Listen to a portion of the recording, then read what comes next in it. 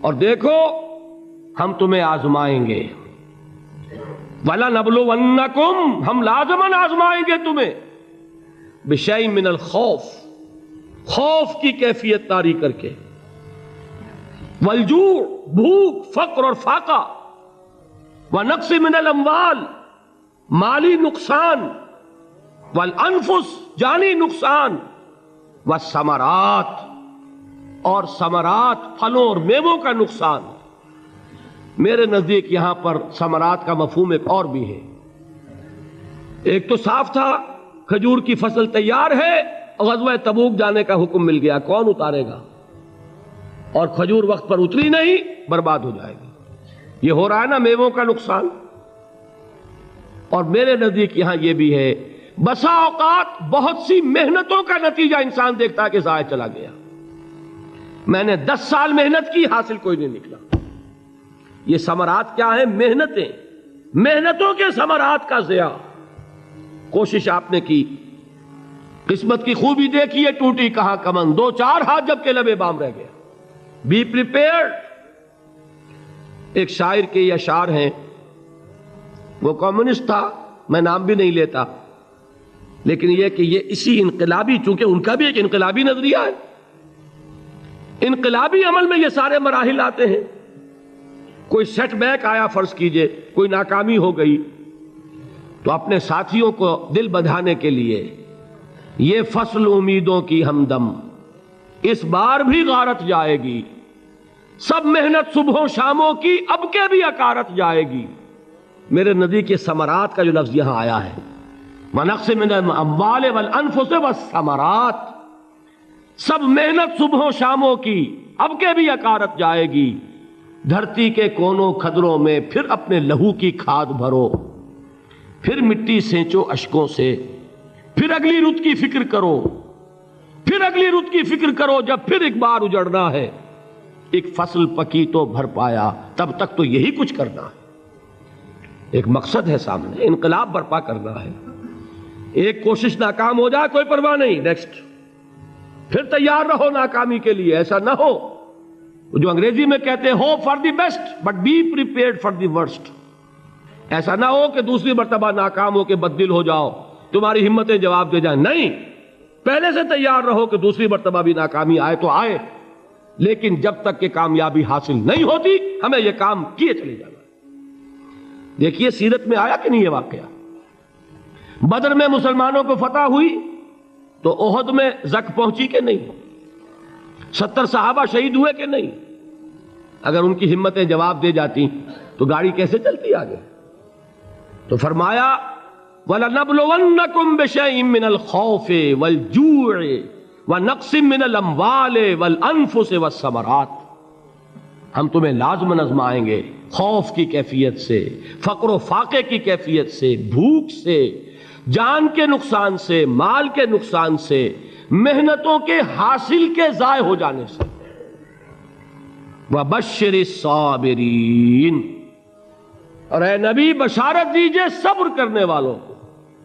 الَّذِينَ إِذَا أَصَابَتْهُمْ مُصِيبَةٌ، وہ کہ جب ان پر کوئی تکلیف آئے، کوئی مصیبت آئے، کوئی آزمائش آئے، قَالُوا إِنَّا لِلَّهِ وَإِنَّا إِلَيْهِ رَاجِعُونَ، وہ یہ کہیں کہ ہم اللہ ہی کے ہیں، اللہ ہی کی طرف لوٹ جانا ہے۔ یہ وہی انداز ہے جو میں نے فارسی کا شعر سنایا تھا آپ کو کہ سرے تسلیم خم ہے جو مزاج یار میں آئے۔ وہ ہمارا مولا ہے، ہمارا آقا ہے، اگر اسے یہی منظور ہے تو ہمیں بھی یہی منظور ہے۔ میں نے تسلیم و رضا کی بات کی تھی نا، آپ کو کچھ شعر سنائے تھے، ایک شعر اور سنیے، اور یہ کس کا ہے؟ محمد علی جوہر کا۔ ایک مرتبہ جیل گئے، ان کی ایک بیٹی جوان بیمار ہوئی، فوت ہو گئی، باہر چھوڑا انگریز نے، جاؤ بھائی دفن کر دو بیٹی کو۔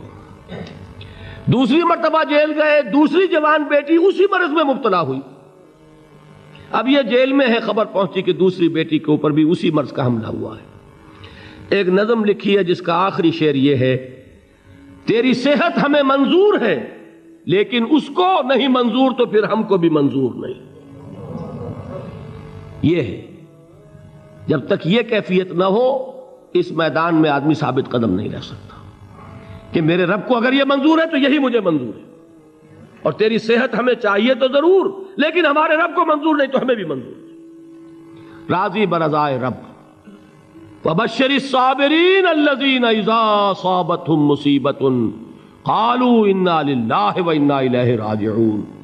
نہ شود نصیب دشمن کے شود ہلاک تیغت، سر دوستہ سلامت کے تو خنجر آزمائی۔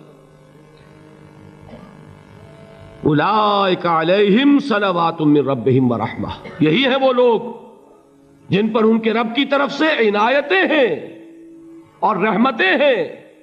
وَأُولَٰئِكَ هُمُ الْمُهْتَدُونَ، اور یہی ہیں وہ لوگ جو کامیاب ہونے والے ہیں، ہدایت پانے والے، ہدایت یافتہ۔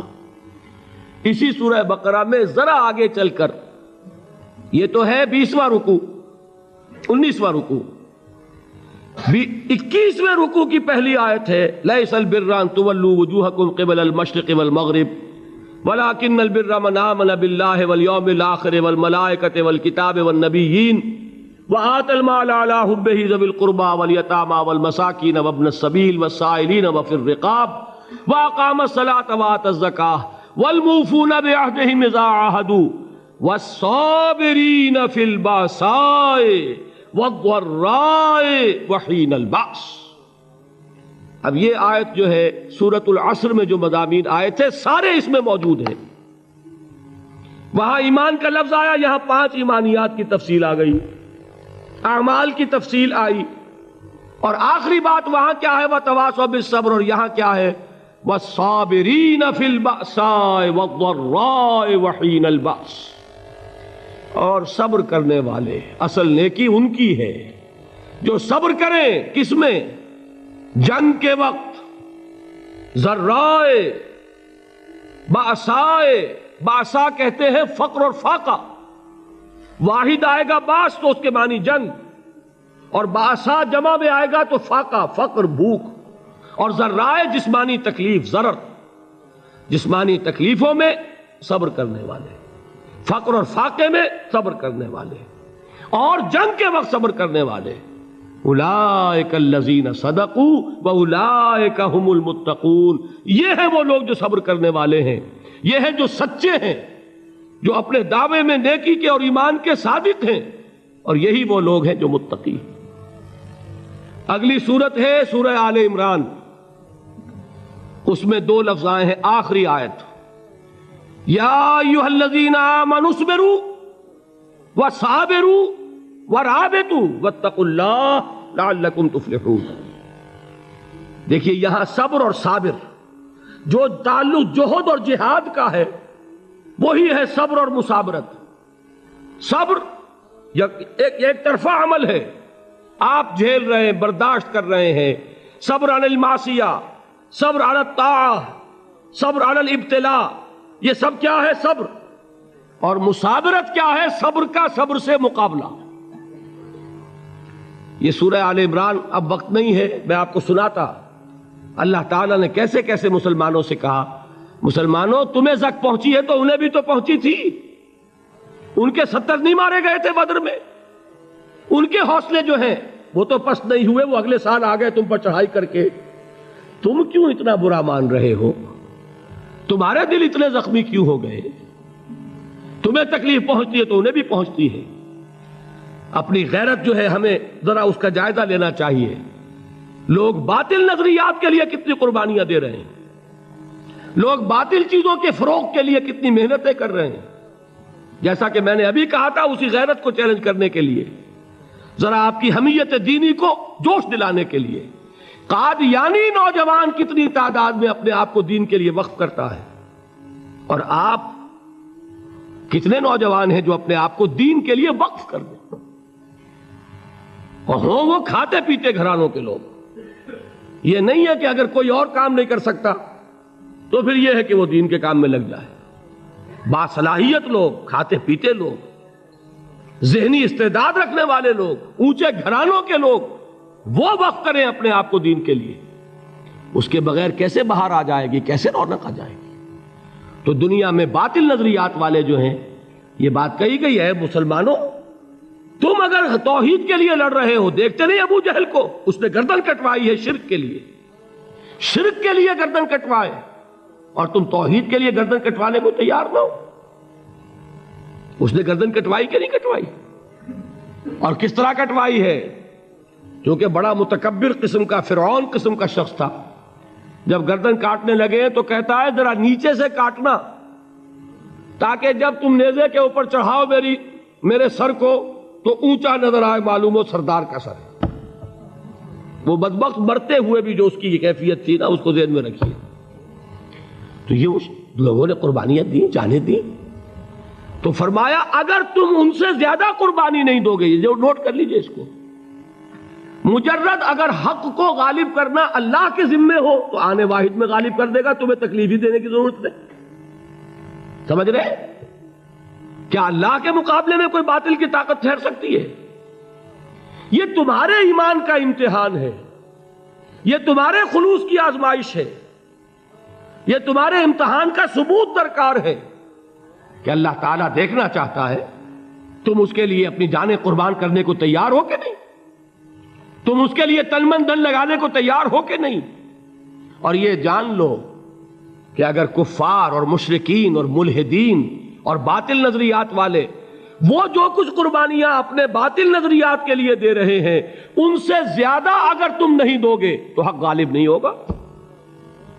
انہوں نے جو صبر کیا ہے اپنے باطل نظریات پر، اگر تم اس سے زیادہ صبر کا ثبوت نہیں دو گے اپنے اس حق پر تو حق غالب نہیں ہوگا. اس لیے فرمایا یا ایھا الذین آمنوا اصبروا وصابروا. نہ صرف یہ کہ صبر کرو، بلکہ صبر میں اپنے دشمنوں سے آگے نکلو، ان کے صبر سے بڑھ کر صبر کرو. ورابطوا، مرابطہ کہتے ہیں چوکس رہنا، ہوشیار، پہرا دو. ایسا نہ ہو کہ دشمن جو ہے غفلت میں تمہارے اوپر کوئی حملہ جو ہے کر بیٹھے. واتقوا اللہ، اور اللہ کا تقوی اختیار کرو، لعلکم تفلحون، تاکہ تم فلاح پاؤ.